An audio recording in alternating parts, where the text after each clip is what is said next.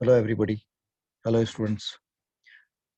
So today we are in the second lecture of circular motion and आज हम लोग circular motion में जो हमारा मेन क्रक्स टॉपिक है वो हम लोग उसकी तरफ चल रहे हैं।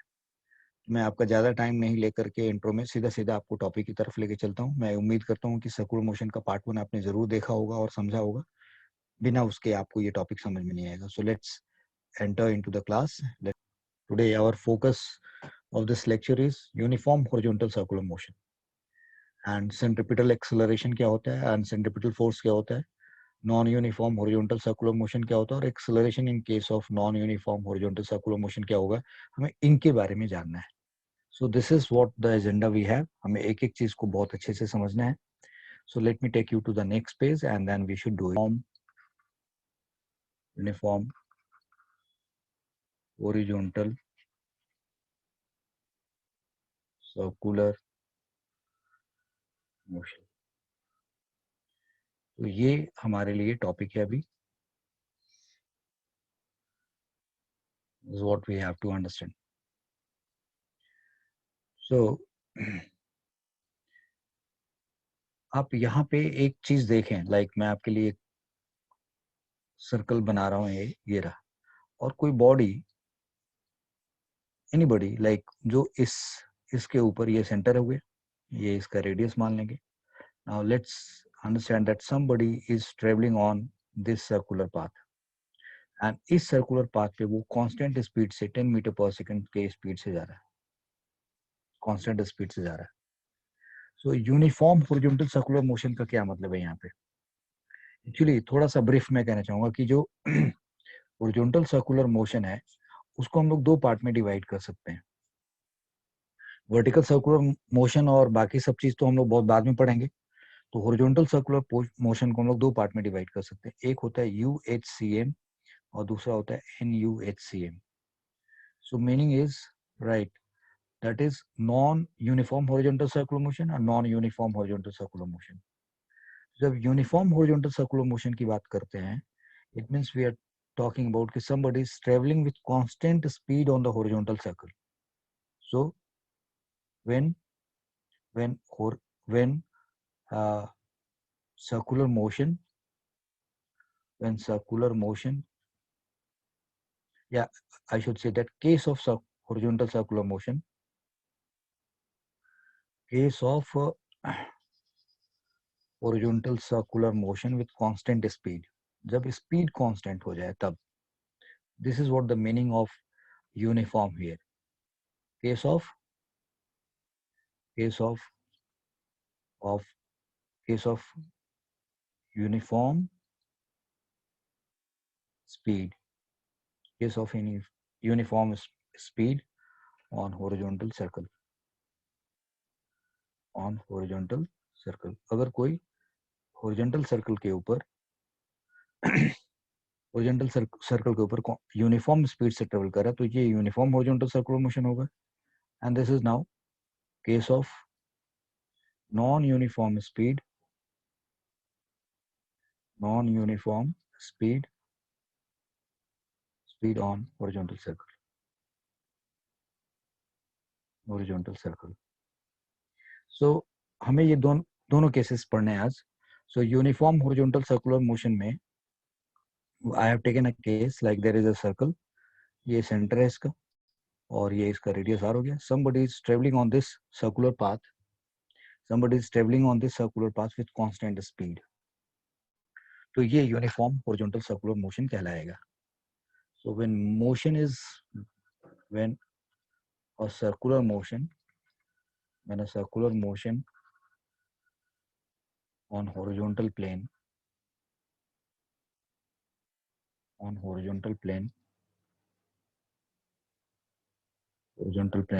when a circular motion on horizontal plane is done with constant speed,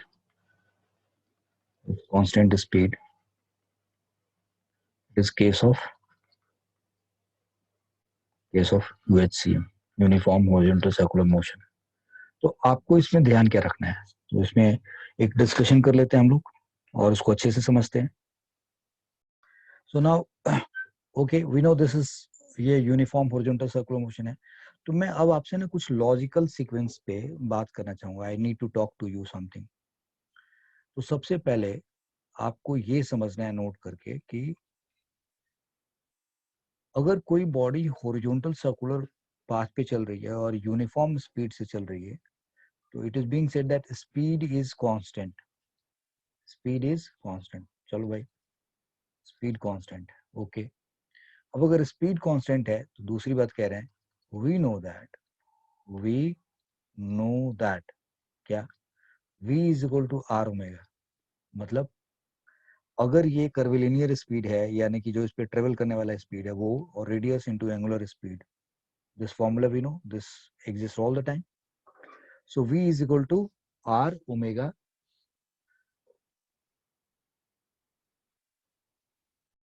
So we know that v is equal to r omega, and this v is curvilinear speed, पढ़ा चुका हूँ आपके पिछले लेक्चर में, और this is, I mean this you know already. We know that v is equal to r omega, और v आपको पता है ये curvilinear speed है, and this is angular speed. So if it is like this, तो भाई अगर speed constant है और रेडियस कांस्टेंट होगा तो ओमेगा कांस्टेंट होगा कि नहीं होगा? वो होगा। So this implies, we know that this, यानी कि इससे क्या पता चला, थर्ड पॉइंट आपके पास क्या है, this implies omega is constant. अब ओमेगा कांस्टेंट है, मतलब एंगुलर वेलोसिटी, एंगुलर स्पीड जो है वो क्या है, कांस्टेंट है। ओके, अब स्पीड कांस्टेंट हो गया तो एंगुलर स्पीड कांस्टेंट हो गया, अब ओमेगा कांस्टेंट है। अब चौथी बात आपसे ये कह रहा हूं कि since alpha is equal to delta omega by delta t होता है, तो since omega is equal to, या right, since alpha is equal to delta by omega by delta delta t, and delta omega is equal to zero, चूंकि आपने बोला omega constant है, therefore alpha क्या होना चाहिए, जीरो होना चाहिए। इसका मतलब एंगुलर एक्सेलरेशन क्या होगा, this implies angular acceleration will be equal to zero. यानी कि अगर कोई पार्टिकल हॉरिजॉन्टल सर्कुलर पाथ पे चल रही है और यूनिफॉर्म स्पीड से ट्रेवल कर रही है, तो उसके पास एंगुलर एक्सेलरेशन नहीं होगा, एंगुलर एक्सेलरेशन नहीं होगा। इज दैट ओके ना? तो ये तो होना ही है, क्योंकि स्पीड कांस्टेंट है, तो उसका जो टेंजेंशियल एक्सेलरेशन जिसको हम लोग कहते हैं, यानी कि पाथ के अलॉन्ग जो एक्सेलरेशन होना चाहिए, वो एक्सेलरेशन नहीं है। और a is equal to are alpha, तो उसके हिसाब से भी अगर ए जीरो है तो अल्फा को जीरो होना ही पड़ेगा। सो आइदर वे, यानी कि दिस ऑल्सो इम्प्लाइज, यानी कि पांचवा पॉइंट ये लिख सकते हैं, that is a tangential is equal to zero. Okay, now what we have understood, यहाँ पे जितने पॉइंट्स हमने स्टडी किए हैं, कि स्पीड कांस्टेंट है, we know that v is equal to R omega, so omega is constant, right, and alpha delta omega by delta t होता है, और चूंकि वो delta omega change in omega zero है, इसलिए अल्फा जीरो है, angular acceleration zero है, और फिर एंगुलर एक्सेलरेशन जीरो है तो a is equal to are alpha अगर आप लगाएंगे तो आपको पता है कि ये जीरो होगा। और वैसे भी चूंकि कांस्टेंट स्पीड से जा रहा है तो उसको पाथ के लॉन्ग जो एक्सेलरेशन है वो जीरो ही होगा। इतनी बात समझ गए? नाउ टेल मी, अब सवाल ये है कि अगर कांस्टेंट स्पीड से कोई जा रहा है तो एक्सेलरेशन तो जीरो हो गया भाई।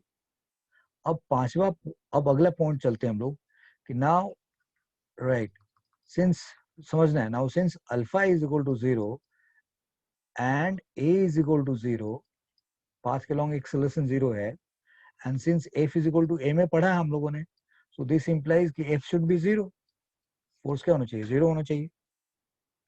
यस, फोर्स जीरो होना चाहिए।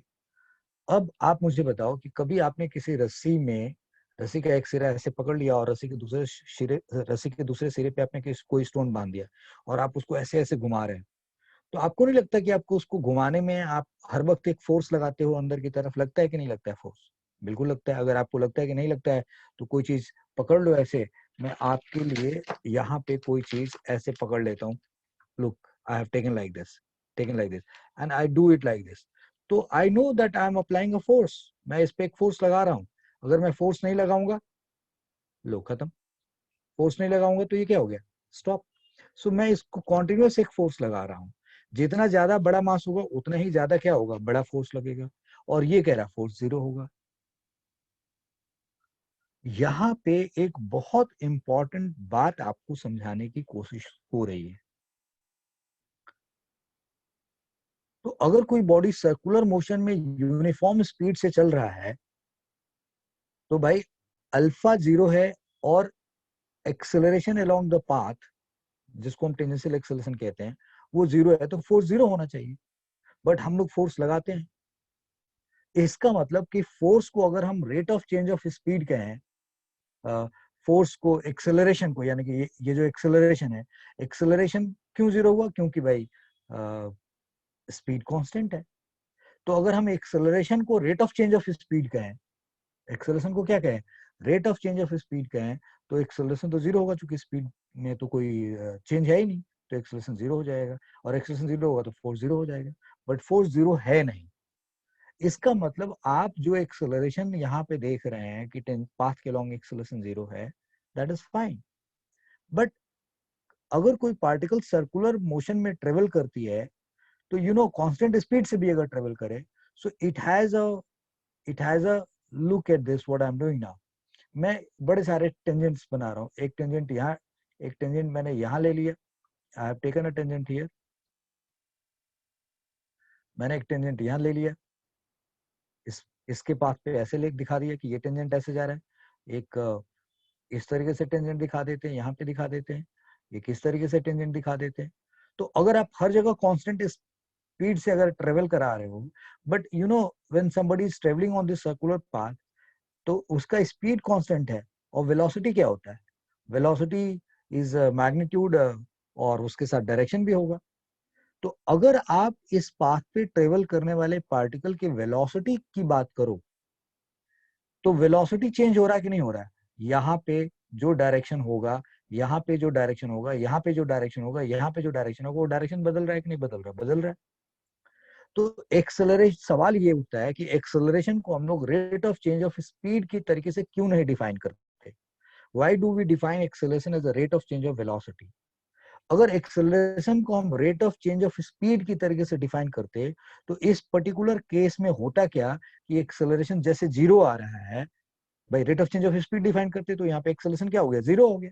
और जब 0 हो गया तो फोर्स क्या हो जाना चाहिए? 0 होना चाहिए, बट फोर्स लगता है। इसका मतलब कहाँ गलती हो रही है? गलती ये हो रही है कि हम एक्सेलरेशन को rate of change of speed मान रहे हैं। एक्सेलरेशन तो rate of change of velocity होता है।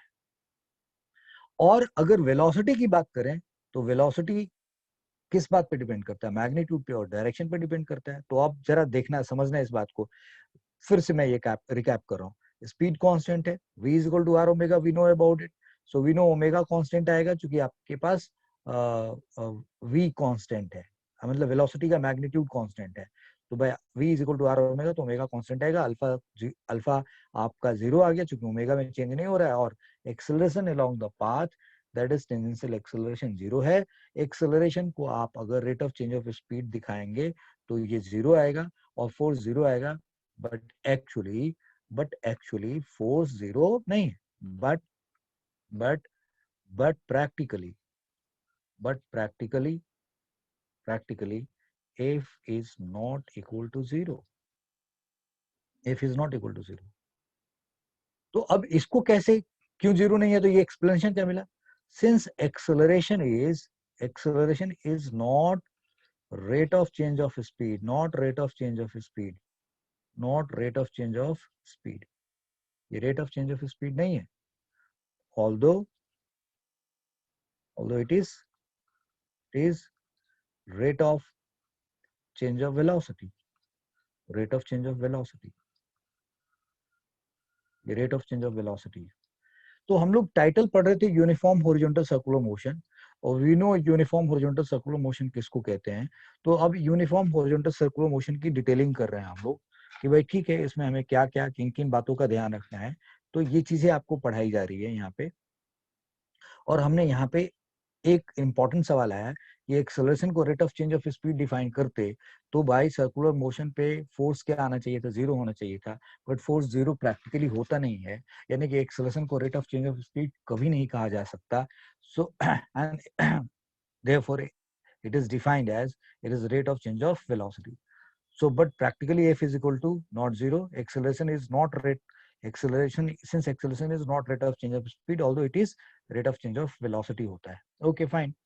तो अब अगर rate of change of velocity होता है, अब यहाँ पे एक और बात समझनी है। कि velocity is said to be changed. Velocity is said to be changed. Velocity is said to be changed if its magnitude changes. Magnitude changes. अगर उसका magnitude change कर दो, और direction changes, or direction changes, or third, or both changes. मतलब अगर आप magnitude भी change कर दो और डायरेक्शन भी चेंज कर दो, तब भी वेलोसिटी चेंज माना जाएगा. So velocity is said to be change if its magnitude changes, और डायरेक्शन चेंजेस, और बोथ चेंजेस. कुछ भी कर लो तो वेलोसिटी चेंज हो जाएगा. इसका मतलब कि यहाँ पे समझने वाली बात है. दस व्हाट वी अंडरस्टूड हियर, दस even if motion even if motion is taking place with uniform speed,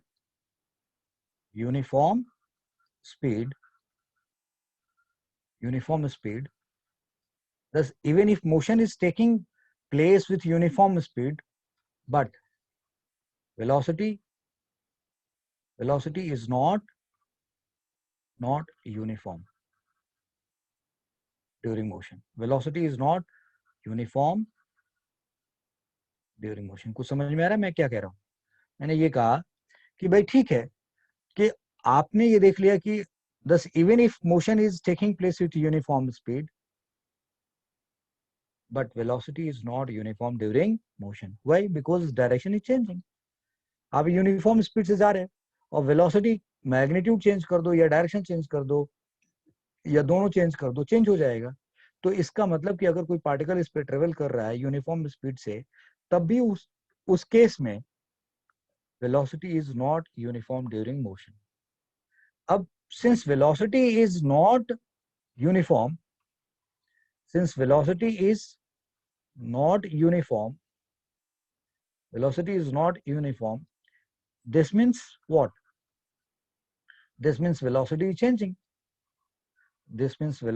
is changing. अब अगर velocity change हो रही है, this means velocity is changing, and we know that changing, and we know that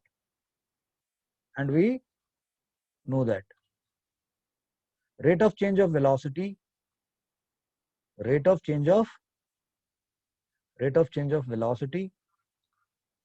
velocity is acceleration. Therefore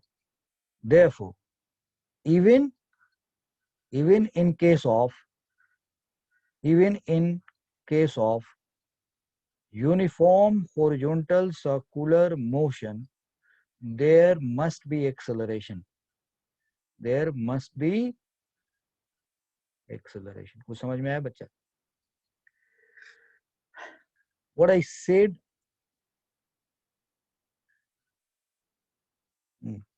मैंने ये बड़ी सफाई से आपको ये बात समझा दी कि अगर यूनिफॉर्म हॉरिजॉन्टल सर्कुलर मोशन का भी केस है जिसमें बॉडी कांस्टेंट स्पीड से ट्रेवल करती है, तो ठीक है ना, स्पीड कांस्टेंट है, बट वेलोसिटी तो कांस्टेंट नहीं है, वेलोसिटी यूनिफॉर्म नहीं है, वेलोसिटी चेंज हो रहा है क्योंकि मैग्नीट्यूड और डायरेक्शन दोनों में से कोई एक चेंज हो रहा है at least, and that is the direction. तो भाई वेलोसिटी तो नॉन यूनिफॉर्म हो गया, और वी नो दैट वेलोसिटी में चेंज हो रहा है, और वेलोसिटी चेंज हो रहा है तो rate of change of velocity acceleration होता है. इसका मतलब यूनिफॉर्म हॉरिजॉन्टल सर्कुलर मोशन के केस में भी एक्सेलरेशन होना चाहिए. So if there is a uniform horizontal circular motion, तो हमें मालूम है क्या कांस्टेंट है और क्या कांस्टेंट नहीं है. हमें ये कंफर्म मालूम हो गया कि even in case of uniform horizontal circular motion there must be acceleration. अब वो एक्सेलरेशन अगर है तो वो कितना है, किसके बराबर है? तो मैं आपको ये बताना चाहूंगा. ऑन एनालिसिस, अगर हम इसका एनालिसिस करें, on analysis we come to know that this acceleration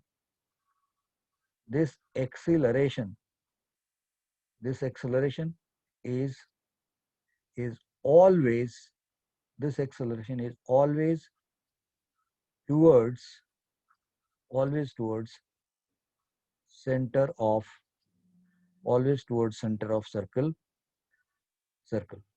On analysis, we come to know that this acceleration is always towards center of circle. Circle के center की तरफ, always towards center of circle. Therefore, it is termed as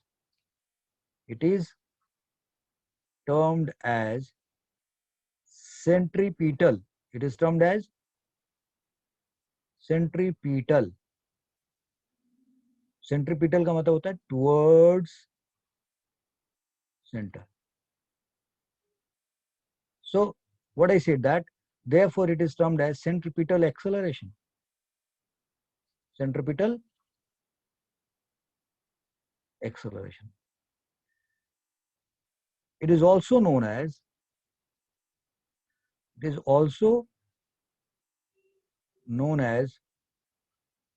radial acceleration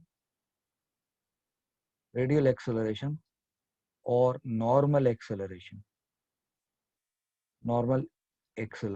So these are its name.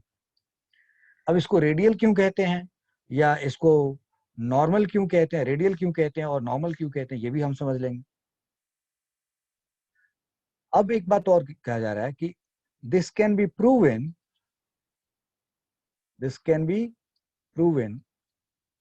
that this centripetal acceleration, this centripetal acceleration is equal to v square by r or r omega square, where v is magnitude of tangential speed कह दो, curvilinear speed कह दो, v is magnitude of velocity. कौन सी velocity? Path के along जो velocity है, यानी कि टेंजेंशियल वेलोसिटी जो है उसका वही कर्विलिनियर स्पीड है. सो v is magnitude of velocity और omega is angular velocity magnitude. वो एंगुलर वेलोसिटी का मैग्नीट्यूड है. सो दो जगह ये कट लग गया, अच्छा नहीं लग रहा है.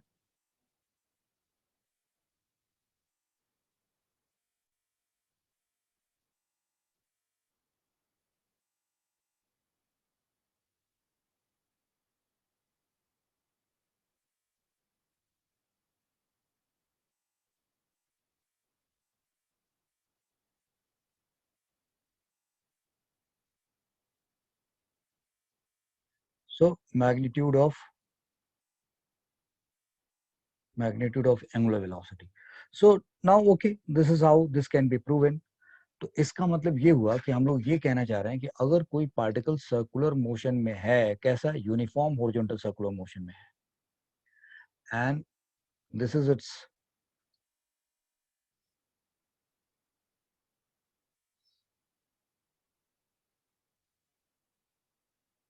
इस तरीके से अगर कोई पार्टिकल सर्कुलर मोशन में है, and if we take this uniform tangents like this, एक यहाँ लगा लिया,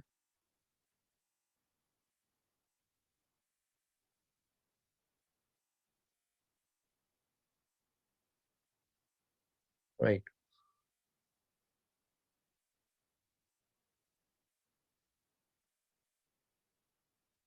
सो अगर कोई कांस्टेंट स्पीड से भी ट्रेवल कर रहा है तब भी उसके पास एक एक्सेलरेशन होगा, and that acceleration is towards center, and that value is, this is towards center acceleration होगा. किधर की तरफ? towards center acceleration होगा, towards center होगा. तो अगर आप यहाँ निकालना चाहते हो, यहाँ के चूंकि कांस्टेंट स्पीड से जा रहे हैं, v स्पीड है, v है, वेक्टर के फॉर्म में देखोगे तो आप इसको v1 वेक्टर कहोगे, इसको v2 वेक्टर कहोगे, ये v3 वेक्टर कहोगे, आप ये v4 वेक्टर कहोगे, ये v5 वेक्टर कहोगे, क्योंकि सबके डायरेक्शन अलग अलग है. v6 वेक्टर हो गए, बट यहाँ पे v1 का मॉड V2 का मॉड, V3 का मॉड, V4 का मॉड, V5 का मॉड, right, and V6 का mod, and this all are same. This all are same, right, and that is equal to V. तो उस केस में भी इस पार्टिकल के पास जो ट्रेवल कर रहा है इस पे एक सेंटर की तरफ एक्सेलरेशन लगेगा, and why that is happening, because velocity में चेंज हो रहा है, और वेलोसिटी में चेंज क्यों हो रहा है, क्योंकि वेलोसिटी का डायरेक्शन बदल रहा है, तो change in direction of velocity की वजह से एक एक्सेलरेशन बन रहा है, and that acceleration is toward centre, and that is called centripetal acceleration, that is toward centre कहा जाता है। और चूंकि वो सेंट्रीपिटल है तो इसका मतलब टुवर्ड सेंटर है, तो किसी भी पाथ की किसी भी पॉइंट से सेंटर को ज्वाइन करने वाली लाइन रेडियस होगी, यानी कि वो रेडियस के अलोंग है, इसलिए उसको रेडियल एक्सेलरेशन कहते हैं।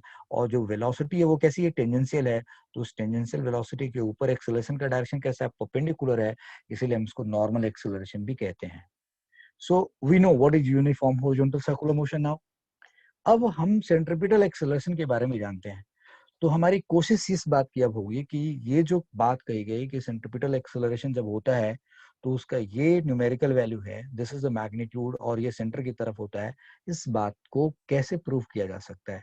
सो प्रूव दैट सेंट्रीपिटल एक्सेलरेशन या रेडियल एक्सेलरेशन या normal acceleration in case of uniform horizontal circular motion is this much. तो now this is the important portion of this lecture, and we are going towards that.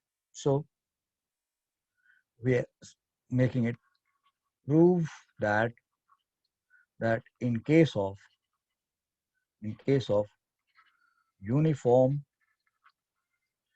horizontal circular motion, centripetal horizontal circular motion, prove that in case of uniform horizontal circular motion, acceleration is centripetal, and its value or its magnitude AC या AR या AN। C मतलब centripetal, R means radial, AN normal, और कुछ लोग इसको A perpendicular ऐसे भी दिखाते हैं, is equal to R omega square या V square by R। This is what we need to prove. So there are various ways of doing it, इसको अलग अलग तरीके से सॉल्व किया जा सकता है। तो सबसे आसान मेथड बाद में करेंगे, और सबसे जो टेक्निकल मेथड है जो कि बिल्कुल हर चीज को हमें अच्छे तरीके से प्रूव कर देगा, उसको हम लोग पहले लेके चलते हैं। Let's do that first. So we take here ये एक सर्कल हमने ले लिया, ऐसे हॉरिजॉन्टल सर्कल ले लिया,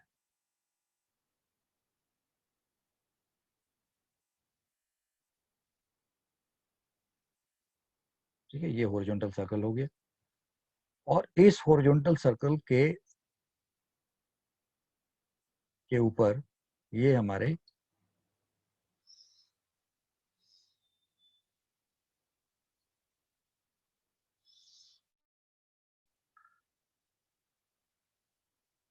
ये रेडियस हो गया इस पे, एंड ये okay, and now look at this here. What we say that there is somebody, let's see, this somebody is moving on this path, ये ऐसे ट्रेवल कर रहा है, और वो कांस्टेंट स्पीड v से जा रहा है, v वेलोसिटी का मैग्नीट्यूड है, that is magnitude of velocity v है, यहाँ पे मैग्नीट्यूड ऑफ वेलोसिटी v है, और ये r रेडियस के इस पे ट्रेवल कर रहा है, ऐसे जा रहा है। सो पहले वो यहाँ पे था, तो कुछ देर में अगर वो यहाँ से स्टार्ट किया, this point is a, this point is B, this point is C, this point is D, and suppose कर लो वो यहाँ से कुछ देर में यहाँ पहुंच गया, A P पे पहुंच गया, एंड जब वो A से P पहुंचा तो ये एंगल उसने बनाया थीटा, इस तरीके से। तो हम ये प्रूव करने जा रहे हैं, so let's see here, right, या प्रूफ लिख लीजिए। राइट, तो हम प्रूफ करने जा रहे हैं. So we consider a body moving on horizontal circular path. A body is moving. We consider a body is moving on horizontal circular path with constant speed v. So speed v, right? So let it covers let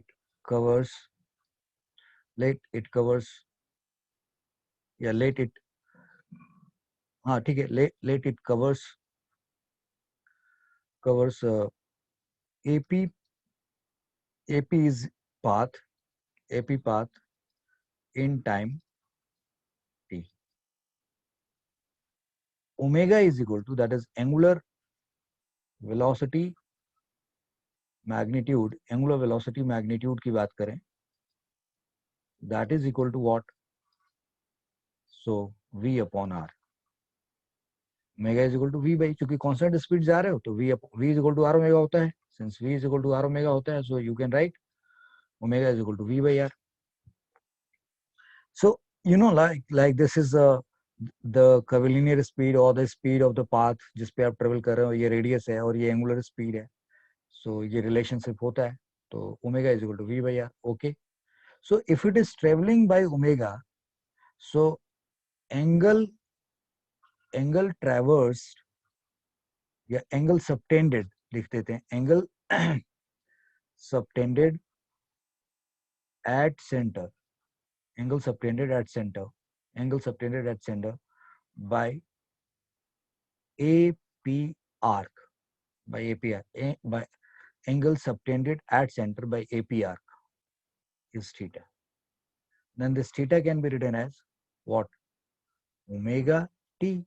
How? तो आपको मालूम है ना कि since omega is equal to 2 pi by t, yes, इसका मतलब क्या, ये क्या इम्प्लाइज करता है कि t टाइम के अंदर आप 2 पाई एंगल बनाते हैं, तो स्मॉल t टाइम के अंदर कितना बनाएंगे? 2 pi by t into T, और ये क्या हो गया? Omega t.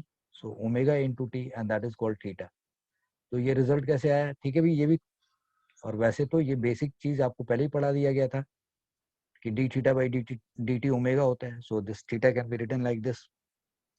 So is theta and this theta is equal to omega t. चलेगा यहाँ तक? ओके. तो इसका मतलब ए से पी तक पहुंच गया बंदा, पहुंच गया. पहले वो ए पे था और ओ से वो ए पोजीशन पे था, अब वो पी पे पहुंच गया.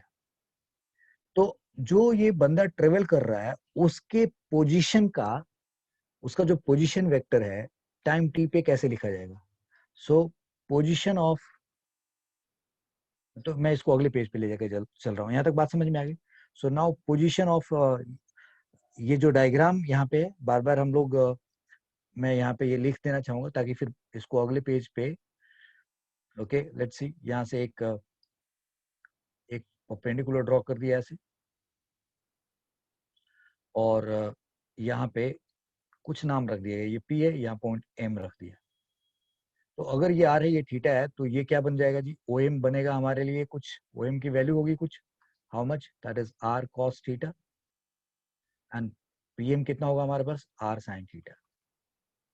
सो now what I am writing is कि इतनी बात समझ गए? So I am saying that position of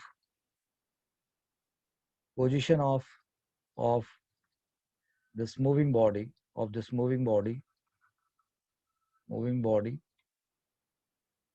at time t कैसे लिखेंगे आप? तो ये आपने रेफरेंस मान रखा है, ये रेफरेंस लाइन है, ये एक्स एक्सिस है, ये वाई एक्सिस है. तो आप कह रहे हो ओपी वेक्टर को आप कैसे लिखेंगे? तो आप कहेंगे ओके दिस इज आर है, ये थीटा है, तो you write here r cos theta i और आर साइन थीटा जे. ऐसे लिख सकते हैं कि नहीं लिख सकते हैं? ओके. लेकिन तो आप कह रहे हो position of this moving body at time T, कहां से? सेंटर से. तो इसमें कहीं टी दिख रहा है आपको? नहीं दिख रहा है, लेकिन अभी दिखेगा. So now this OP can be written as R cos and theta कितना है जी? थीटा इज ओमेगा टी, तो आपने यहाँ लिख दिया ओमेगा टी और अब लिख दिया आई कैप, फिर ये R साइन, फिर क्या लिखेंगे ओमेगा टी और इसको आप क्या लिखेंगे जे कैप। ये आपका ओपी वेक्टर हो गया जी। तो ये क्या आया? पोजीशन वेक्टर आया ना, किसका? मूविंग पार्टिकल का, मूविंग बॉडी का। ये उसका पोजीशन वेक्टर है, r cos omega T i plus r sine omega T j. कोई डाउट है? होना नहीं चाहिए। Okay, this we have done. So now we know the position of this moving particle. तो अगर बंदा का पोजीशन टाइम टी के हिसाब से अगर ऐसे बदल रहा है, so if we are interested to know velocity of this person at time t, तब क्या होगा? नॉट दैट वेलोसिटी जो आप यहाँ पे पाथ के लॉन्ग, भाई पोजीशन मालूम है तो आप उसकी वेलोसिटी भी निकाल लीजिए।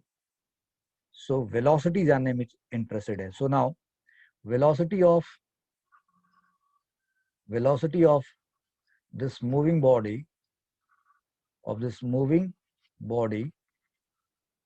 body at time t। अब वेलोसिटी निकालने में इंटरेस्टेड हो तो आप क्या करोगे? This v vector should be equal to d by D t of position vector. ये जो ओपी वेक्टर है ये क्या है?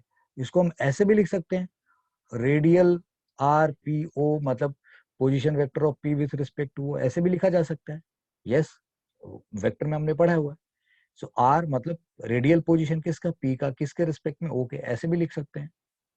तो आप d by D t of R P O लिख लो, या अगले पार्ट में लिख लो d by D t of OP vector लिख लो।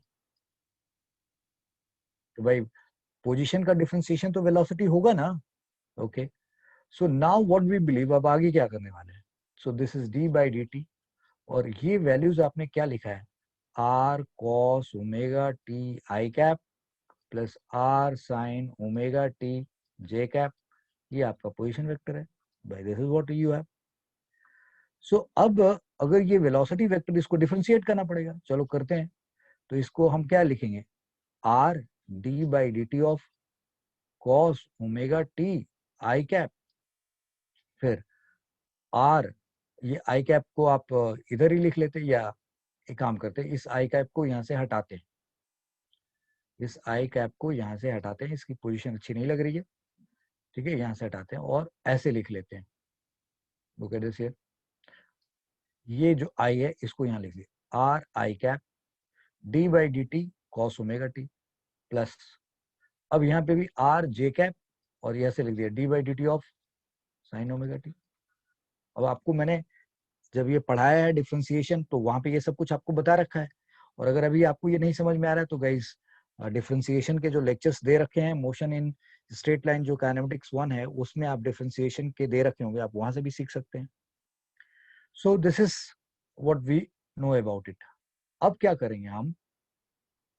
सो अगर ऐसा लिख दिया तो अब यहाँ पे आर आई तो आ गया ऐसे, और d by D t of cos omega t क्या करना है आपको? तो चेन रूल लगाएंगे आप।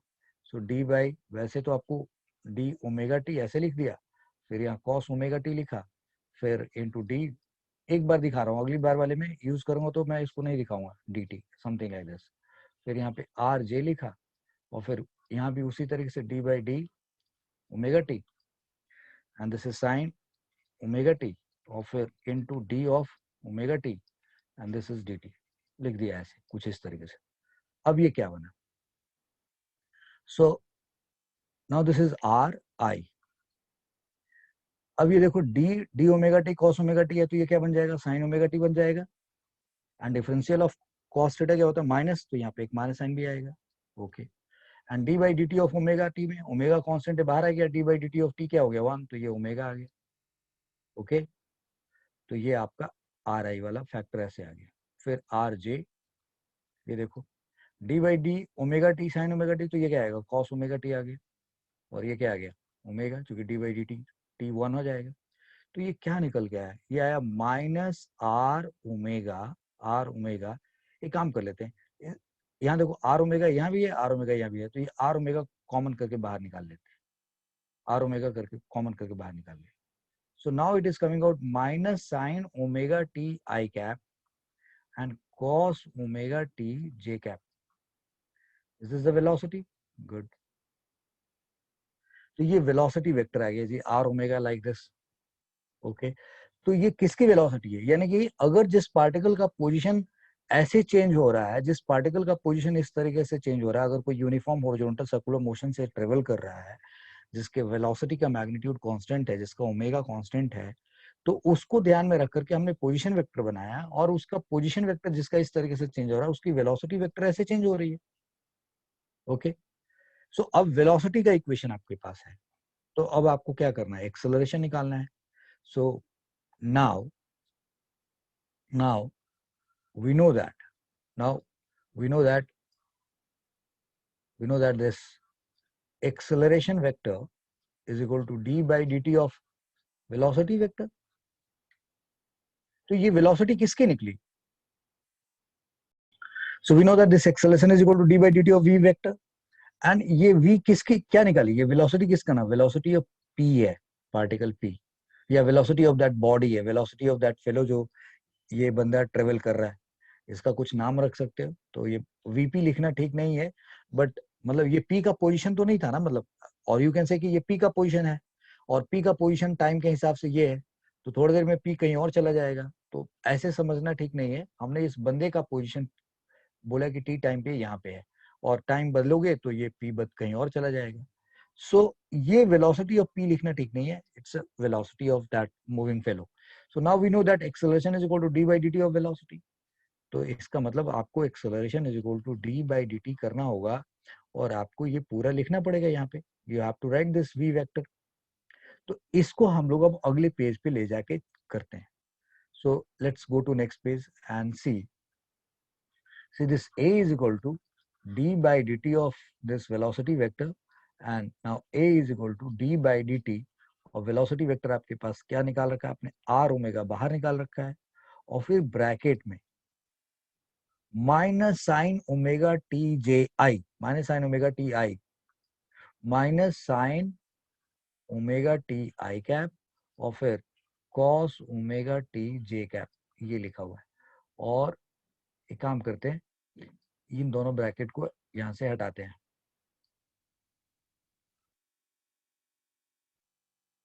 राइट, दोनों को यहां से हटाते हैं। अब what I am saying is,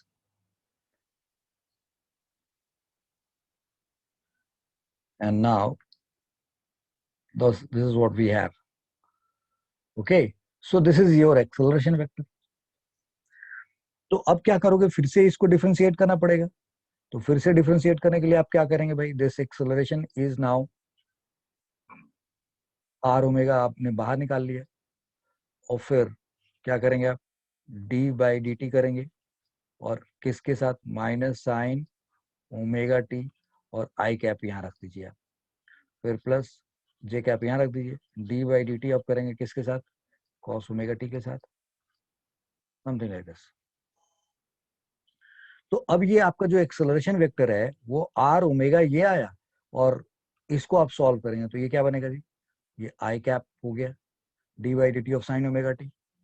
तो अब आपने देखा ना, यहाँ पे किया है D by D t of, ये देखो D by D t of sine omega T किया था ना, ये क्या निकल के आया था, ओमेगा कॉस ओमेगा टी आया था, d by D t of sine omega t omega cos omega T, और d by D t of cos omega t क्या आया था, minus omega sine omega t. तो ये करके दिखा रखा मैंने। तो now this is d by D t of, यहाँ एक माइनस साइन है, तो ये माइनस साइन को मैंने यहाँ रख दिया, और d by D t of sine omega t आ गया। तो ये क्या है, omega cos omega t, okay, plus j आपने यहाँ रख दिया, और d by D t of cos omega t है, तो वो क्या आया था, minus omega sine omega t, like this, ये आपने ऐसे लिख दिया। अब देखो एक माइनस यहाँ भी है, एक माइनस यहाँ पे, तो इन दोनों माइनस को आप बाहर निकाल के ऐसे लिख दो, सो माइनस आर ओमेगा लिख दो, और फिर आप यहाँ लिखो omega cos omega T I cap, and this is omega sine omega T J cap, ऐसे लिखा जा सकता है। ये चिपक गया जे कैप में, so this is j cap, so omega sine omega T J cap, something like this we have written, okay जी, ऐसा लिखने से अब अगला स्टेप देखिए हमारे लिए क्या बना। ये ओमेगा और ये ओमेगा बाहर निकाल सकते हैं, तो ये क्या है, माइनस आर ओमेगा स्क्वायर आ गया। और ये अब क्या बना, ये बना cos of omega T I cap, और ये क्या बना, sine of omega T J cap, और ये माइनस आ गया, ये एक्सेलरेशन वेक्टर हो गया। अब जरा इसको ठीक से लिखते हैं यहाँ पे, अब देखते हैं ये है क्या चीज। A is equal to minus are omega square, right, r omega square cos of omega T I cap and sine of omega T J cap. आया, गुड। अब एक स्टेप और आगे बढ़ते हैं। नाउ यहाँ पे माइनस ओमेगा स्क्वायर रख लेते हैं, इस आर को अंदर लेके चले जाते हैं। अब ये क्या बना, r cos omega T I cap और are sine omega T J cap. Can we write like this, correct. अब बेटा ये बताओ, r cos omega T i और are sine omega T j है क्या। Go here, r cos omega T i और are sine omega T j है क्या, ओपी कैप, ओपी वेक्टर है ना। This is OP vector, any doubt. ये आप देख रहे हैं ना, इसको आप ओपी वेक्टर लिख सकते हैं, ओपी वेक्टर लिख सकते हैं। अब देखिए, और यहाँ पे आपके साथ एक माइनस साइन था, ये क्या हुआ, लुक एट दिस हियर, ये अच्छा, ये अगले पेज पे लेके जाना था हमें। तो यहाँ पे आपके पास एक माइनस साइन था, तो ये तो आप ओपी वेक्टर लिख सकते हैं। तो आप देखो यहाँ पे क्या लिखोगे, acceleration is equal to minus omega square and this is OP vector, OP vector, correct, ये ओपी वेक्टर है। अच्छा, अगर इस माइनस को मैं ओपी वेक्टर से मल्टीप्लाई कर दूं तो ये अगले स्टेप में क्या बन जाएगा, this implies, can we write acceleration is equal to omega square PO vector, can we write like this. लिख सकते हैं कि नहीं लिख सकते, बिल्कुल लिख सकते हैं। अब आपके पास ये जो रिजल्ट आया a is equal to omega square and आपने लिखा पी ओ वेक्टर, तो ये तो बड़ा साफ साफ दिख रहा है ना, ओपी वेक्टर ये था, ये ओपी वेक्टर था, तो पीओ वेक्टर किधर हुआ, इधर की तरफ। इसका मतलब ये क्या कह रहा है, ये कह रहा है कि जो एक्सेलरेशन है वो पी टू ओ है। अगर जो सर्कुलर मोशन में पार्टिकल घूम रहा है, अगर वो पॉइंट पी पे है, तो उस वक्त जब वो टाइम टी पे पी पोजीशन पे, जब वो टाइम टी पे पी पोजीशन पे है, उस टाइम पे उसकी वेलोसिटी इतनी है, और उस टाइम पे जो उसका एक्सेलरेशन है वो पी ओ के डायरेक्शन में है, यानी कि टुवर्ड सेंटर है। Any doubt. और अगर मैं आपसे ये कहूं कि जो ये आर कॉस ओमेगा टी और are sine omega T J लिखा हुआ है, let me take you to this position here again. अगर मैं बेटा यहां से इन दोनों में से आर बाहर निकाल लूं और ऐसे लिख दूं, cos of omega T I cap and sine of omega T J cap, तो ये किसका, ये एक यूनिट वेक्टर है, ये क्या है, दिस वन, ये जो मैंने यहां लिख दिया है, this is a unit vector. ये क्या है, यूनिट वेक्टर है, किसका, पी टू ओ की तरफ का। यानी कि ये एक रेडियल डायरेक्शन में यूनिट वेक्टर है टुवर्ड सेंटर। दैट मैंने आपको पीछे के लेक्चर में पढ़ा रखा है, एक टॉपिक पढ़ा था ना, unit vector along radius and tangent. So this has been done. इसका मतलब ये हुआ कि आप इसको क्या लिख सकते हैं, सो अगले स्टेप में this can be written as omega square, और इसको आप आर मान लीजिए, और ये एक यूनिट वेक्टर हो गया, and I can write it minus P O cap, ये यूनिट वेक्टर हो गया इस डायरेक्शन का। तो acceleration vector is equal to, now what is coming out, what is coming out, omega square R and minus P O cap. So this implies acceleration का direction किधर है, acceleration is parallel to, ठीक है जी, ये OP vector था, ये OP vector था, yes, और माइनस अंदर ले गए तो ये पी हो गया। अब यहाँ देखो, ये माइनस गलती, जब ये माइनस गलत आ गया यहाँ पे, ये माइनस यहाँ गलत आ गया। सो this is, so this acceleration का डायरेक्शन किधर है, पी ओ कैप के डायरेक्शन में, किधर है, पी ओ कैप के डायरेक्शन में। So acceleration is directed in the direction of p, so this implies acceleration is, acceleration is towards, acceleration is towards center, this implies acceleration is towards center. It is proven. It is proven. तो ये तो prove हो गया कि acceleration centre की तरफ है. And अगर आप न्यूमेरिकली देखें, if you take this result here numerically, a vector is equal to omega square R P O cap, तो न्यूमेरिकल इसका मॉड देखेंगे तो वो कितना आया, omega square R. That's okay. और आप इस ओमेगा को क्या लिख सकते हैं, अभी लिखा था ना आपने, v बाई आर लिखा था, तो v बाई आर का स्क्वायर कर दीजिए और इंटू आर कर दीजिए, तो ये क्या आ गया, v स्क्वायर बाई आर. आया ना. तो इसका मतलब कि ये प्रूव हो गया ना भाई, यहां से इस जगह से हम पहले यहाँ पहुंचे और फिर यहाँ से ऐसे जाते हुए फिर यहाँ से हम लोग ऐसे आए. इधर हो गया ना. तो इस तरीके से ये हम लोगों ने प्रूव कर दिया कि जो एक्सेलरेशन होगा वो v स्क्वायर बाई आर के बराबर है या r ओमेगा स्क्वायर के बराबर है एंड टुवर्ड्स सेंटर है. इधर हो गया ना. तो ये फर्स्ट मेथड है जो हर चीज को बड़ी सफाई से प्रूव कर देता है. इधर हो गया ना. मुझे लगता नहीं है कि आपको किसी को कोई तकलीफ होनी चाहिए इसको समझने में. अब हम लोग अगले मेथड की तरफ चल रहे हैं और उसको समझने की कोशिश करें कि वो उससे कैसे प्रूव हो रहा है. सो नाउ ऑल्टरनेटिव मेथड में हम लोगों ने एक सर्कल लिया. कैसा सर्कल लिया, हॉरिजॉन्टल सर्कल लिया. This is horizontal circle. Okay. और हमने मान लिया कि इसके ऊपर कोई पार्टिकल ट्रेवल कर रहा है कांस्टेंट स्पीड से जा रहा है. तो जब वो ए पे था तो उसकी वेलोसिटी v1 थी. How much, v1 vector. और जब वो बी पे पहुंचा सो दिस इज v2 वेक्टर. आप देख रहे हो कि ये जो v1 वेक्टर है और ये जो v2 वेक्टर है दोनों का लेंथ सेम लिया है मैंने.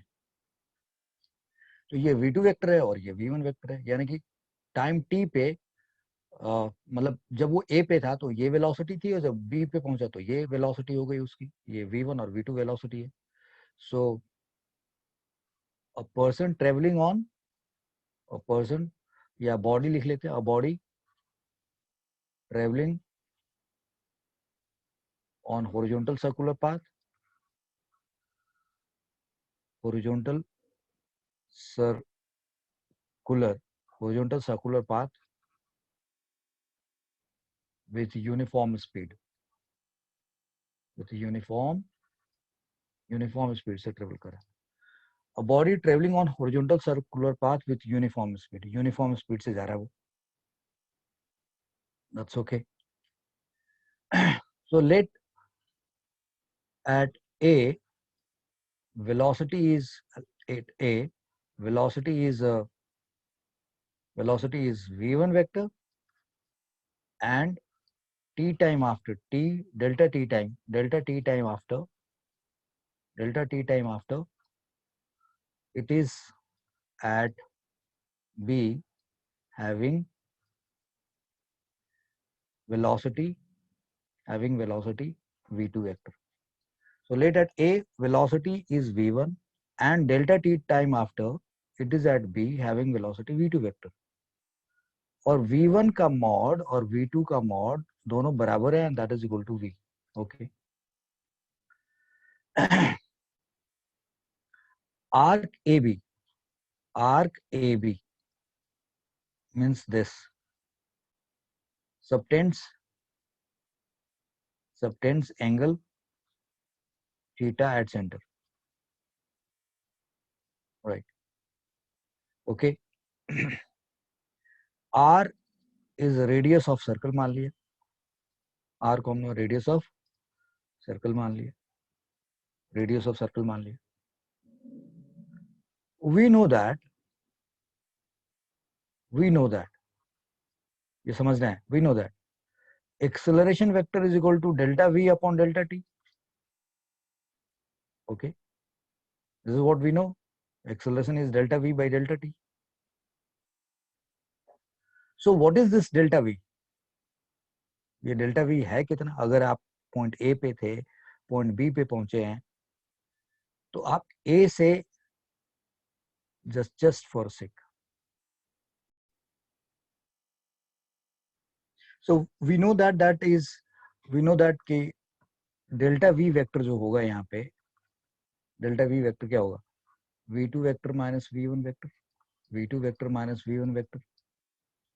अब ये v1 है और ये v2 है, तो v2 माइनस v1 कैसे निकाला जाए? तो एक काम करते हैं, यहाँ पे एक इस कलर का ये हमने एक, देखो ये V1 है ना, इस V1 को बिल्कुल पलटी मार देते हैं कुछ इस तरीके से, ऐसे हमने ये मान लिया कि ये ऐसे दिखा दिया। ये फिलहाल ये V1 था, हमने V1 को अब इधर ना मान करके, हमें चूंकि V2 माइनस V1 चाहिए, तो इस V1 का डायरेक्शन हमें क्या करना पड़ेगा, उल्टा करना पड़ेगा। तो हमने ये V1 का डायरेक्शन इधर था, हमने अब ये रेड वाला वेक्टर ले लिया, बोला कि ये हमारा क्या हो गया, V2 माइनस V1 हो गया। This is now V2 minus V1, यानी कि this is minus V1 vector हो गया ये हमारे लिए। बच्चा लोग समझ गए आप? मैंने बोला कि ये आपके लिए ये जो टर्म है ये हो गया माइनस V1 वेक्टर, जो इधर था हमने इसका डायरेक्शन ऐसे पलटी कर लिया, तो ये V2 हो गया और ये माइनस V1 हो गया। अच्छा, ये एंगल थीटा है, और यू नो लाइक ये रेडियस है और ये टेंजेंशियल है, तो ये 90 डिग्री होगा, ये रेडियस है और ये टेंजेंशियल वेलोसिटी, तो 90 डिग्री होगा, तो ये 90 90 180 हो गया, ये थीटा हो गया। और इस V2 वेक्टर को ऐसे पीछे लेके गए, और जो V1 वेक्टर का डायरेक्शन था उसको पीछे लेके ऐसे गए, यानी कि हम कहें माइनस V1 को पीछे लेके गए, तो यहाँ पे ये मीट करेंगे। ये O है, आप यहाँ किसी ओडेस रख दीजिए इस पॉइंट का नाम। तो अगर ये 90 है, ये 90 है, ये थीटा है, तो ये एंगल कितना होगा? सो 180 तो यही हो गया, थीटा ये हो गया, तो this has to be how much बाबा, ये 290 ये हो गए और ये थीटा, तो इसको 90 माइनस थीटा होना पड़ेगा। So this is pi by 2 minus theta. Okay, तो V2 वेक्टर का ये है और माइनस V1 वेक्टर इधर आ गया, तो एक तरीके से आपको V2 माइनस V1 निकालना है। Means you have to find V2 plus minus V1 vector. ये माइनस V1 वेक्टर है, तो ये माइनस V1 वेक्टर और ये V2 वेक्टर है, और दोनों के बीच में एंगल कितना, पाई बाई 2 माइनस थीटा। तो अब इनका रिजल्टेंट यानी कि डेल्टा V का अगर मैं मॉड पूछूं आपसे, तो वो कितना होगा? तो आप क्या करोगे भाई? तो यू विल से दैट, आपको पता ना कि ये V2 वेक्टर और V1 वेक्टर दोनों का मैग्नीट्यूड आपने सेम मान रखा है, यानी कि एक तरीके से दो वेक्टर, ये वेक्टर और ये वेक्टर दोनों का मैग्नीट्यूड सेम है, और उनके बीच का angle pi by 2 minus theta है, और आपको उनका रिजल्टेंट निकालना है। तो फॉर्मूला आपको याद है ना, मैंने टू ऑन एनी वेक्टर का magnitude into cos of half angle. तो आप ये लिखेंगे तो ये क्या हो जाएगा, ट्वाइस ऑफ, आपने इन दोनों का मैग्नीट्यूड V है, V लिख लिया, एंड कॉस ऑफ जितना इनके बीच में एंगल है, दिस इज, देखो जी अब यहाँ पे हम लोग गलती कर चुके हैं, ये 90 और ये 90 है, तो 180 हो गया, ये थीटा हो गया, तो इसको पाई बाई 2 माइनस थीटा नहीं होकर के ये पाई पाई माइनस थीटा होना चाहिए। So that error, that was error here. So let's see here, we change this here. So this is pi minus theta, this is pi minus theta. So now what I say that कि ये V2 vector है, ये V1 vector है, ये minus V1 vector है, तो minus V1 और V2 के बीच के में एंगल कितना है, पाई माइनस थीटा। सो उनका रिजल्टेंट निकालेंगे तो क्या होगा, twice magnitude of either vector that is V cos of half angle. तो यानी कि this is how you are going to write, so this is cos of, so we are going to write delta V vector का mod is equal to twice of V into cos of pi minus theta by 2. This is what it, अब ये क्या आ गया, this is what it is going to be. So 2V, अब ये क्या बना, cos of pi by 2 minus theta by 2. तो इस तरीके से ये क्या बनेगा भाई, this is 2V cos 90 minus C, तो ये क्या आ गया, 2V sin of theta by 2, ये रिजल्ट आया। ये आपका डेल्टा V का मॉड आ गया, this is your delta V का मॉड। ओके, अब चूंकि ये दोनों वेक्टर इक्वल मैग्नीट्यूड का है, तो इसका रिजल्टेंट कहाँ होगा, बाइसेक्टर पे। तो इसका बाइसेक्टर अगर आप इसको ड्रॉ करोगे, तो चलो ड्रॉ करते हैं थोड़ी देर के लिए। So let's take this particular colour and इनका बाइसेक्टर, एंगल बाइसेक्टर लेते हैं, तो कुछ ऐसे आएगा। So this will go towards, you see I've just taken it, so where it is going, towards center. So this is quite obvious, this is quite obvious that this delta V, ठीक है नहीं, यानी कि जो delta V है वो आया 2V sin theta by 2 and this is towards, अगले पेज पे चलें। सो this is this is this is obvious that delta V vector is directed towards center of circle. इसमें कोई डाउट है ही नहीं, ठीक है, टुवर्ड सेंटर ऑफ सर्कल है। एंड डेल्टा वी का मॉड कितना आया जी, आपने बताया 2v sine of theta by 2, ये आ गया। अब we know that delta v upon delta t अगर हम करेंगे, यानी कि 2v साइन ऑफ, ये जो थीटा हमने लिखा हुआ है इसको हम लोग डेल्टा थीटा लिखें तो ज्यादा अच्छा रहेगा। आई थिंक कोई ज्यादा दिक्कत नहीं होगी। यहाँ पे आपको एक डेल्टा लगाना पड़ेगा, तो थोड़ा ये इसे थोड़ा अच्छा रहेगा। डेल्टा थीटा आपने बना दिया, ठीक है जी। और यहाँ पे भी एक डेल्टा थीटा लगा दिया आपने, ये डेल्टा थीटा मान लिया। और अगर ना भी लगाओ चलो कोई बात नहीं, don't don't bother about it. So you know this theta is delta theta, मतलब चेंज इन थीटा है। सो 2v and this is sine of sorry, this is 2v and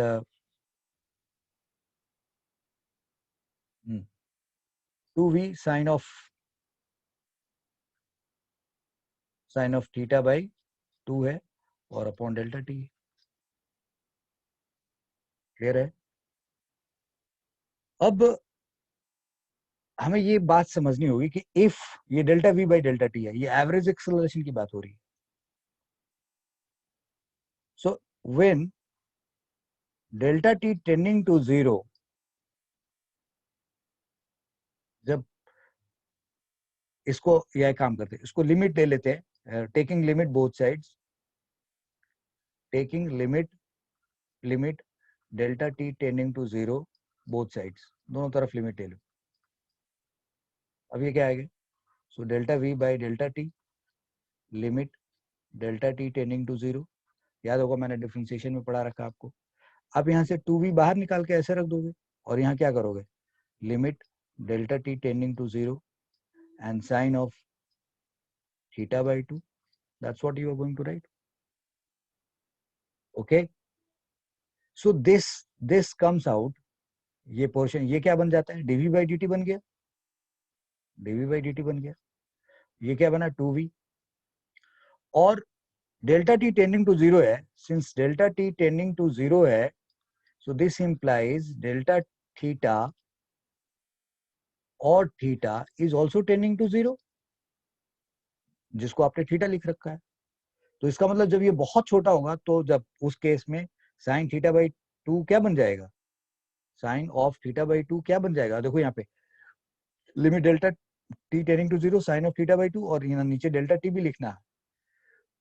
तो ये उस केस में जब डेल्टा टी टेंडिंग टू 0 होगा तो delta theta जो थीटा है वो भी टेंडिंग टू 0 होगा, तो उस केस में ये साइन ऑफ थीटा बाई 2 क्या बन जाएगा, डेल्टा थीटा बन जाएगा या थीटा बाई 2 बन जाएगा। सो this will become theta by, this will become theta by 2, this becomes theta,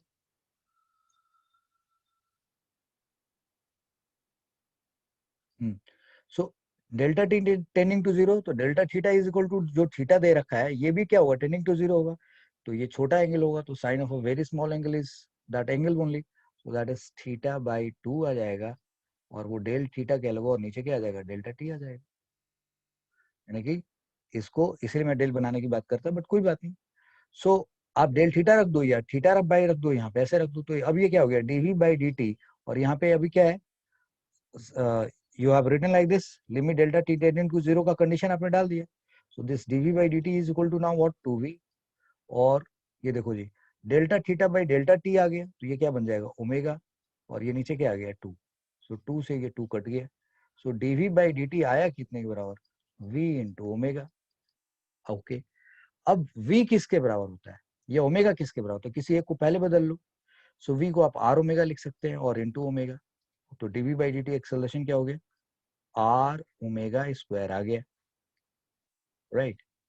और अगर आप इस ओमेगा को v बाई आर लिखते हैं तो this will become v square by r. So either way you can prove it, no this way और this way you can prove it. तो ये भी एक तरीका है इसको प्रूव करने का। तो एक तरीके से ये क्लियर हो गया कि जो सेंट्रीपिटल ये एक्सेलरेशन क्या होता है, सेंट्रीपिटल होता है, और उसकी वैल्यूज आपको मालूम हो गई। तो यूनिफॉर्म हॉरिजॉन्टल सर्कुलर मोशन का केस होगा तो एक सेंट्रीपिटल एक्सेलरेशन होगा। और देखो सबसे सिंपलेस्ट सर्कुलर मोशन क्या हो सकता है भाई, एक सर्कल है और उस पर कोई कांस्टेंट स्पीड से चल रहा है, तो इससे ज्यादा सिंपलेस्ट सर्कुलर मोशन तो कुछ हो नहीं सकता है। तो जो सबसे सिंपलेस्ट सर्कुलर मोशन है, जो सबसे सिंपलेस्ट सर्कुलर मोशन है, उसके अंदर भी एक एक्सेलरेशन है, and that acceleration is always centripetal toward centre, and that is equal to how much. तो जिस इंस्टेंट पे आप निकाल रहे हो उस जगह पे जो उसकी वेलोसिटी है, उसका जो मैग्नीट्यूड है, that is V square by R कर लो, या उस टाइम पे जो उसका ओमेगा है उसको ओमेगा स्क्वायर इंटू आर कर लो। इस तरीके से उसका आप निकाल सकते हो। So be very very smart to understand this all points. I hope you have got it, no, what is centripetal acceleration and all that. So now we have to talk about centripetal force. मेरे ख्याल से यही हमारा अगला title है। So we have done this, right, centripetal acceleration and its derivation भी हमने कर लिया, इसके डेरिवेशन हमने कर लिए दोनों मेथड से। और अब हमें इन दो बात के बाद सेंट्रिपिटल फोर्स के बारे में बात करना है। ये क्या चीज है, what is centripetal force now? तो it's so simple. What is that so simple? So simple is that, एक मिनट यहाँ पे एक डिवाइडर डाल लेते हैं हम लोग। अब सेंट्रिपिटल एक्सेलरेशन आपने देख लिया, तो आज आपने जो टॉपिक स्टार्ट किया था यहाँ पे, कि आपने बोला ना कि भाई जब कोई, but practically F is not equal to zero, why? Because there is a centripetal acceleration. तो जब सेंट्रिपिटल एक्सेलरेशन है तो एक सेंट्रिपिटल फोर्स होना चाहिए। तो इसका मतलब कि अगर कोई बॉडी हॉरिजॉन्टल सर्कुलर पाथ पे, अभी तो फिलहाल हॉरिजॉन्टल सर्कुलर की ही बात हो रही है, so we are saying that if a body is travelling on horizontal circular path, पहले हम सेंट्रिपिटल फोर्स की बात करें। सेंट्रिपिटल फोर्स क्या होता है? सेंट्रिपिटल फोर्स यानी कि, so we know that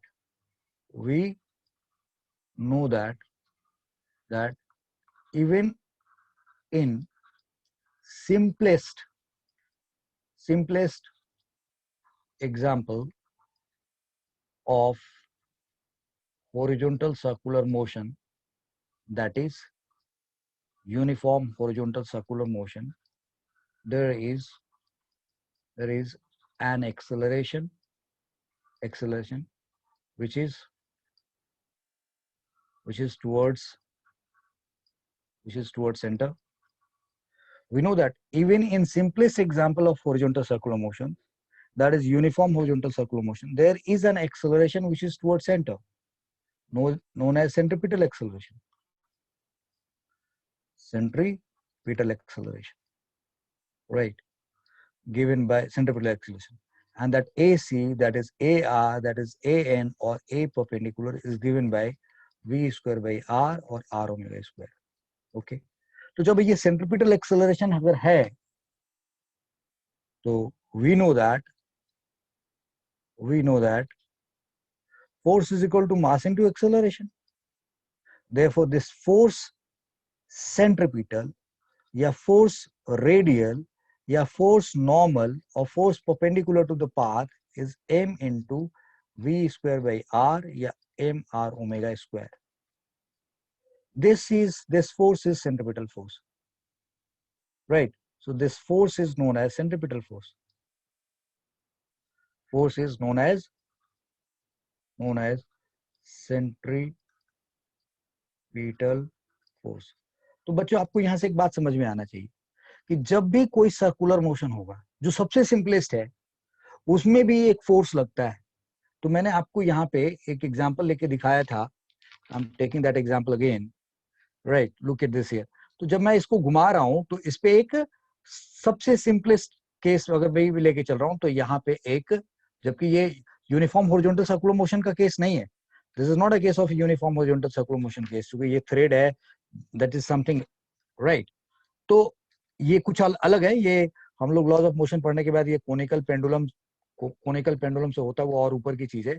तो फिलहाल ये सब भी पढ़ा जाएगा, ये सब पढ़ना है, ये क्वेश्चन है हमारे को करना है। तो मैं ये कह रहा हूँ कि जो सबसे सिंपलेस्ट केस है ना, उसमें भी एक आप क्या देख रहे हैं, यू आर फाइंडिंग दैट कि उसमें भी एक सेंट्रिपिटल फोर्स की जरूरत पड़ेगी। यानी कि इसका मतलब कि जितने भी सर्कुलर मोशन होंगे, all the type of circular motion जिसमें स्पीड कांस्टेंट नहीं भी होगा, तो वहां पे भी एक सेंट्रिपिटल फोर्स तो होगा ही होगा. You are getting it now. So what we learn from here, so this implies that to note is that in all examples, in all cases of circular motion, there must be a force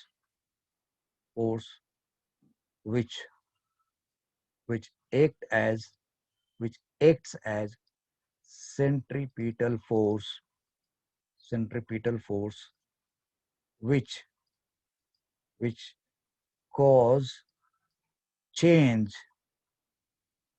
cause change in direction of velocity cause change in direction of velocity without changing its magnitude.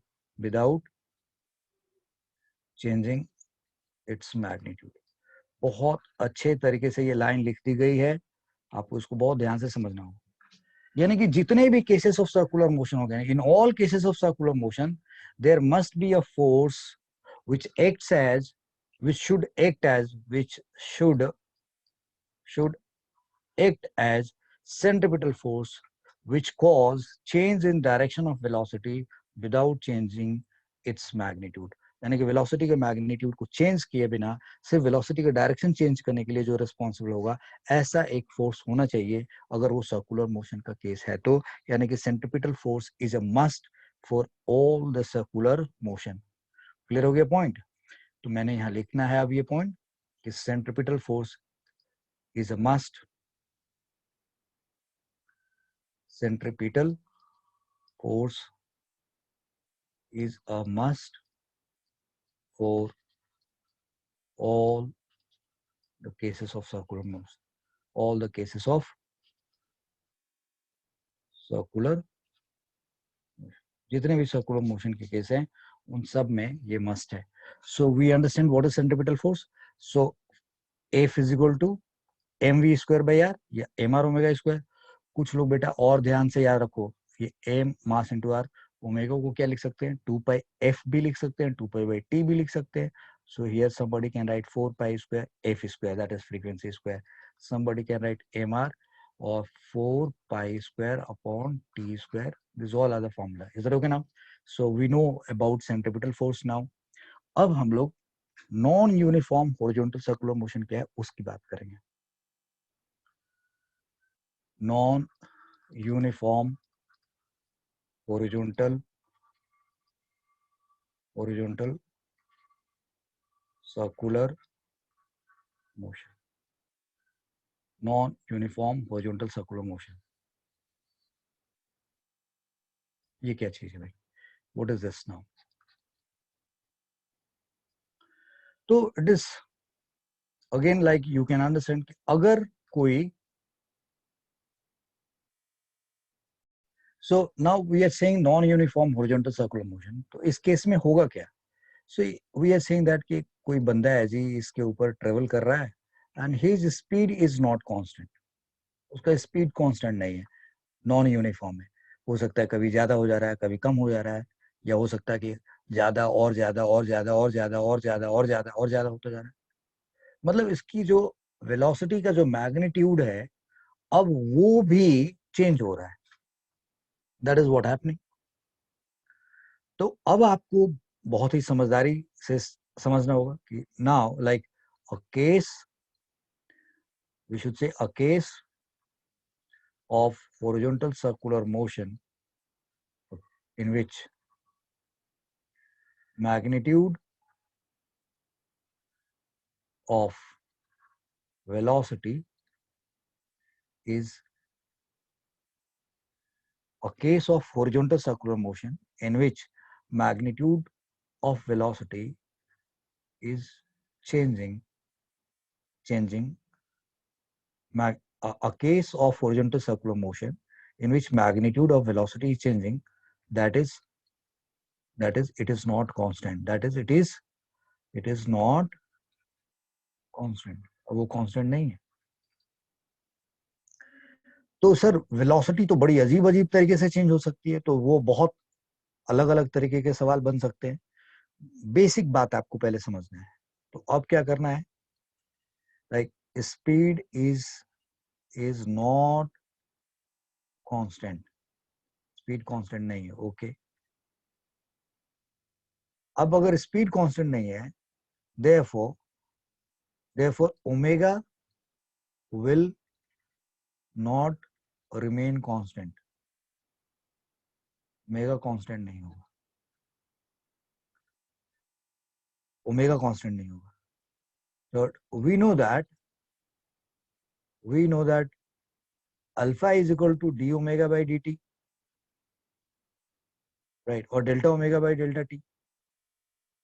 So we know that this, therefore alpha will not be zero, alpha will not be, alpha zero नहीं होगा। ये सब ना objective question बनाए जा सकते हैं इस पे, ये मत समझ लेना कि सिर्फ मतलब इग्नोर कर देना आपको। So we know that alpha is equal to D omega by D T. अब भाई ओमेगा कांस्टेंट नहीं है, omega will not remain constant, यानी कि ओमेगा चेंज होगा, ओमेगा चेंज होगा यानी कि डी ओमेगा जीरो नहीं है, तो यानी कि alpha will not be zero. So this implies angular acceleration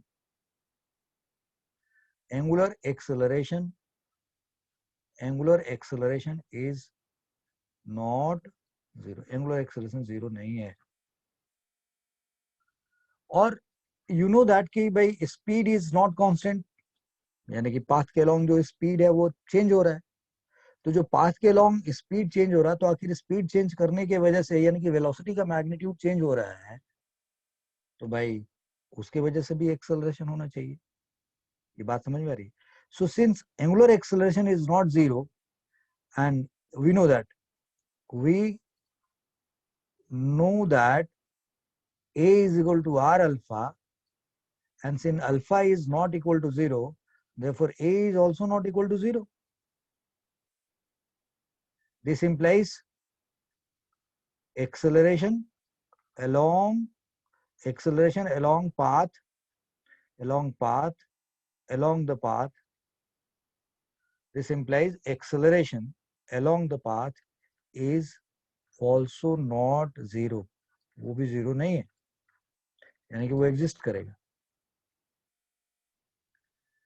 तो अब क्या होगा, पहले केस में तो भाई ये जीरो हुआ करता था, तो सिर्फ वेलोसिटी का जो डायरेक्शन चेंज होता था उसके वजह से change in velocity vector zero नहीं होता था, और उसके वजह से एक्सेलरेशन होता था। यानी कि जो पहले एक्सेलरेशन पढ़ा आपने वो सिर्फ वेलोसिटी के डायरेक्शन चेंज करने की वजह से पढ़ा, अब तो वेलोसिटी का मैग्नीट्यूड भी चेंज हो रहा है। तो इसका मतलब कि एक वेलोसिटी का मैग्नीट्यूड चेंज करने की वजह से एक्सेलरेशन होगा पाथ के long, that is tangential acceleration, और एक वेलोसिटी के डायरेक्शन चेंज होने की वजह से एक्सेलरेशन होगा जो कि टुवर्ड्स रेडियस होगा, रेडियल होगा, सेंट्रीपिटल होगा, नॉर्मल होगा। यानी कि ये दोनों एक्सेलरेशन एग्जिस्ट करेंगे, one for change in direction and another for the magnitude में जो चेंज आएगा। You are getting it? I hope you all are listening it very carefully. So we know that A is equal to R alpha, ये सब बात तो आप समझ गए। सो दिस इंप्लाइज नाउ, यहाँ पे क्या सीखने को मिला, thus there will be two acceleration, there will be two accelerations, ये accelerations लिखा हुआ पढ़ लोगे आप लोग, two acceleration, one due to change in direction and velocity, one due to change in direction of velocity, and another due to change in magnitude of velocity, velocity के magnitude में change होने की वजह से।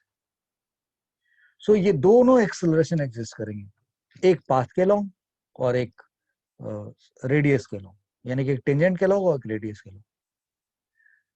Fine, is that clear to all of us? So इसका मतलब मैंने ये कहा कि this is equal to, this acceleration vector is equal to, जो नेट एक्सेलरेशन होगा, net, it should be a radial या AC लिख दिया सेंट्रीपिटल एक्सेलरेशन, और दूसरा ए टेंजेंशियल, इन दोनों एक्सेलरेशन का वेक्टर सम होना चाहिए, ये नेट एक्सेलरेशन होना चाहिए। बट ये नेट एक्सेलरेशन आप या तो ऐसे निकाल लो और अगले पेज पे चल के हम ऐसे भी लिख सकते हैं, this A net can be या तो v2 vector minus v1 vector upon delta T से आ जाएगा, और या तो ये ac प्लस at का सम आ जाएगा, यानी कि जो change in velocity vector upon time से कर से निकालो वैसे निकाल दो, या सेंट्रीपिटल एक्सेलरेशन और टेंजेंशियल एक्सेलरेशन का वेक्टर सम कर दो, either way you can do it. Got it now? अब हम लोगों ने ये बात समझ ली कि नॉन यूनिफॉर्म हॉरिजॉन्टल के सर्कुलर मोशन के केस में ये दो एक्सेलरेशन होंगे, तो ये दोनों एक्सेलरेशन जब होंगे तो ये देखिए,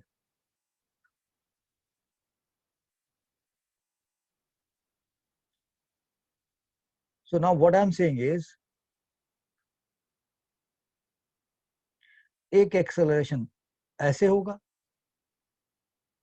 और दूसरा एक्सेलरेशन आप पाथ के लॉन्ग कुछ इस तरीके से होगा।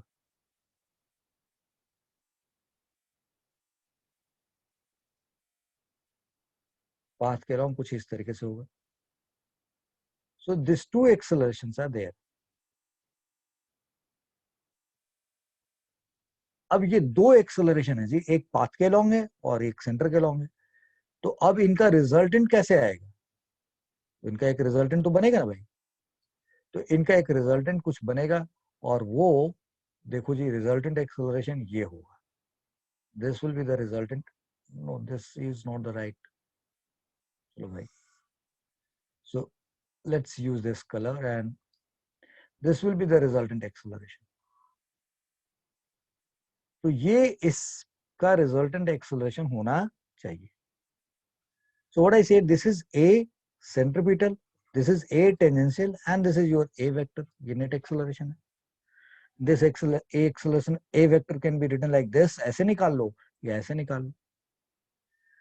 So A centripetal तो आपको पता है, A centripetal का मॉड क्या होगा भाई, जिस जगह पे निकाल रहे हो अगर यहाँ की वेलोसिटी आपको पता है और इसका रेडियस पता है, so that is equal to r omega square या v स्क्वायर बाई r, ये होगा। और A टेंजेंशियल क्या होगा, वो होगा r अल्फा, ये ए टेंजेंशियल का मॉड होगा।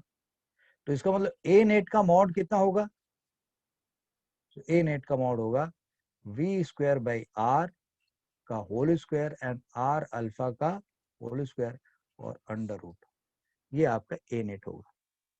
और ये जो ए नेट एक्सेलरेशन है, let's suppose this is making angle theta, ये कितना एंगल बना रहा है थीटा, अगर आपको ये थीटा निकालना है तब, थीटा अगर आपको अच्छा नहीं लगता लिखना क्योंकि आपने बहुत जगह थीटा लिख रखा है, तो आप इसको कुछ और नाम दे दो। लेट्स सपोज आपने इसका नाम डेल्टा रख दिया, क्या रखा, डेल्टा, ठीक है जी, डेल्टा, तो आपने बोला ओके ये डेल्टा हो गया। सो अगर आप tan ऑफ डेल्टा निकालना चाहोगे तो क्या करोगे आप, so you will have to write, क्योंकि ये AC यानी कि आप अगर ऐसे बनाएंगे कुछ इस तरीके से आएगा ना भाई, so you will have to write AC upon AT, ऐसे लिखना पड़ेगा। So this tan of delta is equal to what, so you know this is r alpha and this is v square by r, इसका mod, और ऐसे लिख लो। अच्छा, इसको हम ऐसे भी लिख सकते हैं आर अल्फा, और ये क्या हो सकता है आर ओमेगा स्क्वायर भी लिख सकते हैं, आर कट जाएगा यानी कि अल्फा अपॉन ओमेगा स्क्वायर भी लिख सकते हैं, यानी कि tan of delta is equal to this. Now what is this alpha, alpha उस यानी कि वो टेंजेंशियल एक्सेलरेशन है जिस पॉइंट पे आप पूछ रहे हो। ये कोई जरूरी नहीं है कि non uniform horizontal circular motion में जो ये अल्फा है वो अल्फा कांस्टेंट रहे। We know that a is equal to like angular acceleration is not zero, और ये एंगुलर एक्सेलरेशन कांस्टेंट हो भी सकता है और नहीं भी हो सकता है, alpha may or may not be constant, alpha may or may not be constant, depending कि हमने किस तरीके may not be constant, alpha भी वेरी कर सकता है, तो वो केस और भी डिफिकल्ट, मतलब डिफिकल्ट क्या हो जाएगा, प्रोसीजर तो समझ ही गए कि कैसे सॉल्व करना है आपको। So this is how it is to be done. So tan delta can be written like this. तो एक तरीके से non uniform horizontal circular motion का जब केस होगा तो एक सेंट्रिपिटल एक्सेलरेशन और एक टेंजेंशियल एक्सेलरेशन, उस तरीके से एक रिजल्टेंट एक्सेलरेशन भी निकल के होगा. So we know what is non uniform horizontal circular motion and what is this all. So I must tell you now कि इस तरीके से हम लोगों ने ये non uniform horizontal circular motion क्या होता है वो केस भी कर लिया. उसके नॉन यूनिफॉर्म के केस में एक्सेलरेशन क्या होता है और कैसे उसका डायरेक्शन निकलता है, that we have done it. So अब these are the basic things I mean जो हमने किया हुआ है. आपने देखा होगा इस चैप्टर में बेंडिंग ऑफ साइक्लिस्ट, ओवरटर्निंग और ओवरटर्निंग ऑफ अ कार और स्किडिंग ऑफ अ मोटरसाइकिल, इस तरीके के बड़े सारे क्वेश्चंस आप देखेंगे, लाइक बैंकिंग ऑफ रोड. तो ये सब चीजें आपको तब पढ़नी चाहिए जब आप laws of motion and friction अगर अच्छे से पढ़ लेते हो, laws of motion and friction, उसके बाद आप इस सेक्शन पे आएंगे. तो फॉर दिस पार्ट यानी कि सर्कुलर मोशन के जो ये सारे पार्ट्स हैं, ये हम लोग अगले लेक्चर में कवर करेंगे, जो कि laws of motion and friction के बाद वाला section. Laws of motion and friction जो कर लिया होगा बच्चा वो देखेगा तो उसको समझ में आएगा. तो इसी के साथ आज का ये लेक्चर मैं खत्म करता हूँ और मैं उम्मीद करता हूँ कि आपको मेरी मेहनत पसंद आई होगी. आपके बड़े सारे लाइक्स और अच्छे कमेंट्स भी मैं उम्मीद कर रहा हूँ. So anyway, thank you very much for all the hard work you have done for watching this video. God bless you. Keep liking, keep sharing, keep promoting. Bye bye.